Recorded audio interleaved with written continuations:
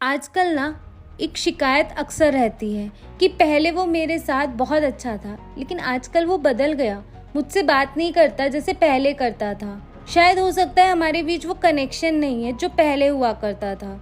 जब लोग आपके साथ होते हैं तो आप उनको बहुत कैजुअल ले लेते हैं कि चलो ये तो हमेशा ही रहेगा।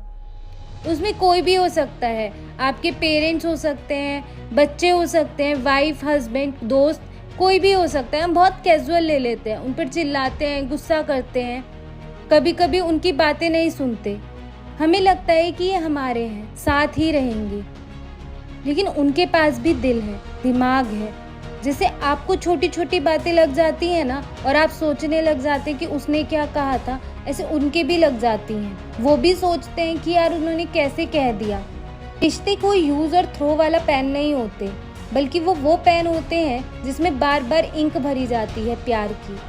हम चीज़ों की वैल्यू नहीं करते, हमारे पास जो भी है हम उसकी कभी वैल्यू नहीं करते, बल्कि ये देखते हैं कि दूसरों के पास क्या है, और फिर बोलते हैं यार भगवान ने उसको क्या दिया है। अरे कभी ये भी तो देखो आपको क्या चीज़ें मिली हैं, उसकी भी तो वैल्यू करो।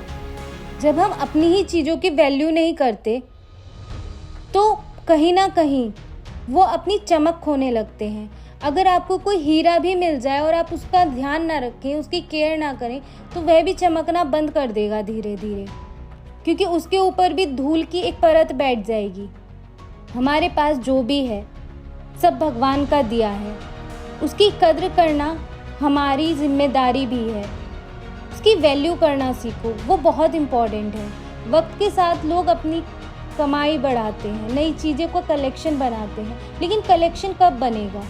कलेक्शन तभी बनेगा जब वो पुरानी चीज़ें भी साथ होंगी। बैंक बैलेंस कब बनेगा?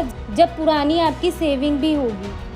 अकेली नई चीज़ कभी कलेक्शन नहीं बना सकती, पर ये बात हम समझते कहाँ हैं। रिश्ते बनाने में सालों लग जाते हैं, लेकिन टूटने में एक सेकंड भी नहीं लगता।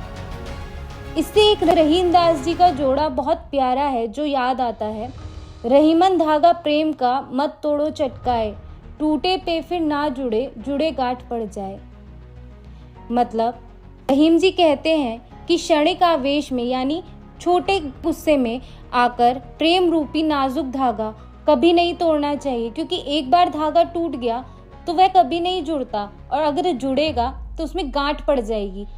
मतलब अगर आपकी बॉन्डिंग किसी के साथ जैसी है आज, अगर आप में और उसमें थोड़ा सा भी मतभेद हो जाता है तो वह कभी दोबारा पहले जैसी नहीं हो पाती।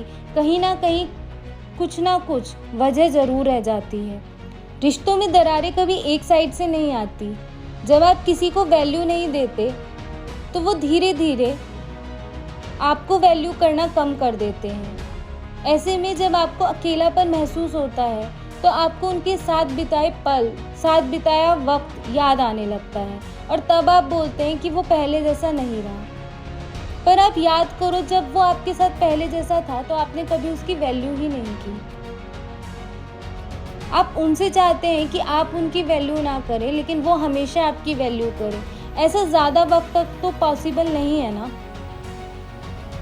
कहते हैं कि जैसी रिस्पेक्ट आप अपने लिए चाहते हैं वैसी ही रिस्पेक्ट आपको दूसरों को देनी पड़ेगी, तभी आपको उतनी रिस्पेक्ट मिल पाएगी। लेकिन बचपन में पढ़ाई ये बात शायद हम बड़े होकर भूल जाते हैं।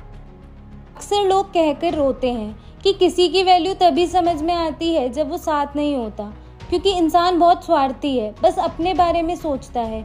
जब उसके साथ की ज़रूरत हुई तभी उस इंसान के बारे में सोचता है, याद करता है, फिर उसे पुराने पल, पुराना वक्त याद आता है, और तब उसकी वैल्यू का पता चलता है। भगवान दोस्ती का रिश्ता सबसे अच्छा मम्मी पापा और उनके बच्चों के बीच बनाकर भेजते हैं, लेकिन हम दुनिया वाले बात कभी नहीं समझते। ना तो हम मम्मी पापा को अपना दोस्त मानते हैं और ना ही माँ बाप हमें अपना दोस्त मानते हैं। कहीं बच्चे माँ बाप की वैल्यू नहीं करते हैं और कहीं माँ बाप बच्चों की वैल्यू नहीं करते हैं, और ऐसे में एक हेल्दी एनवायरनमेंट नहीं बन पाता। आपके पास जो भी है, जितना भी है, वैल्यू करना आज से शुरू करो। आपके आसपास का माहौल हेल्दी हो जाएगा और अच्छा हो जाएगा, तो आगे बढ़ने में ज़्यादा मदद मिलेगी। इन सब उल्टी सीधी बातों में फंसे रहोगे कि आज उससे झगड़ा, आज रोना है क्योंकि उसने बात नहीं की, तो आप कभी वो नहीं कर पाओगे जो आप करना चाहते हो। इसलिए अपने आसपास का माहौल हमेशा हेल्दी रखो।